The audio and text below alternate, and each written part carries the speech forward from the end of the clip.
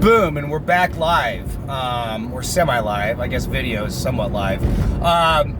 Okay, last opportunity to talk about Trump. Don't want to burden or bore anybody with a Trump discussion, but let's have a quick political school lesson. And I think we don't do enough of that. So I am, as I've said in the past, a fan of the debate.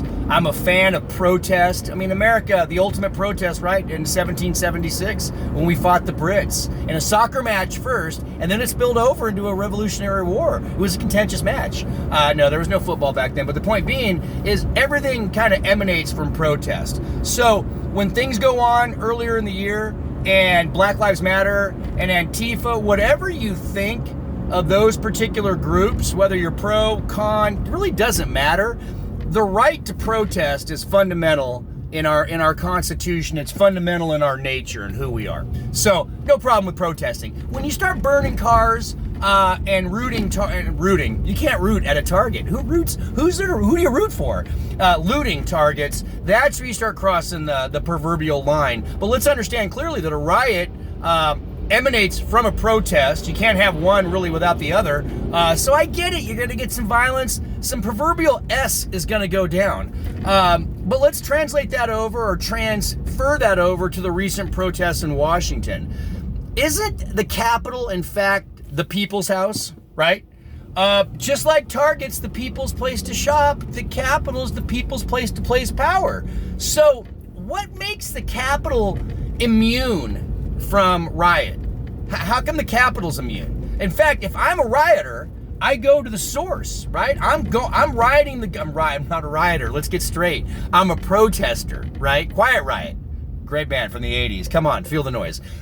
Anyway, and they spelt it funny. Didn't like that. I wasn't a fan of the double entendre with that. I didn't think it was cute even back then. I was a high school kid. But anyway, where was I going? I've lost all my train of thought.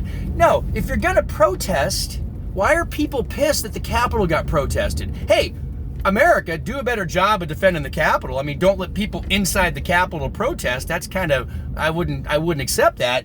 But if I'm a protester and I'm protesting the government, I go to the government's house, which is in fact my house. I have a key to the house. So we're really, A, we're not intellectual enough about protesting in general. B, we really like to draw thin divisions of, well, that's right, that's wrong, you're wrong, we're right, you're wrong, we're right, I'm wrong, you're right. I don't like that. Everybody has an opinion. Most of them stink. I mean, but that's the way it is. That's the beauty of America. And hey, America's a tough hoe to row, or row to hoe to row. We're all over the place today. The Constitution's tough. Freedom's tough.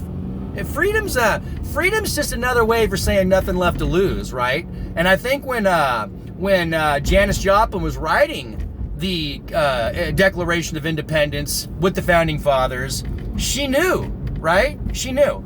So anyway, don't get all up in arms about the protests at the Capitol. It's part of the game. Hate the game, not the players.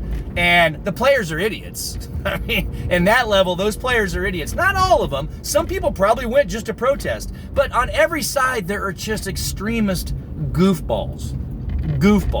And I am looking forward to some, I was going to say senility. That's not funny.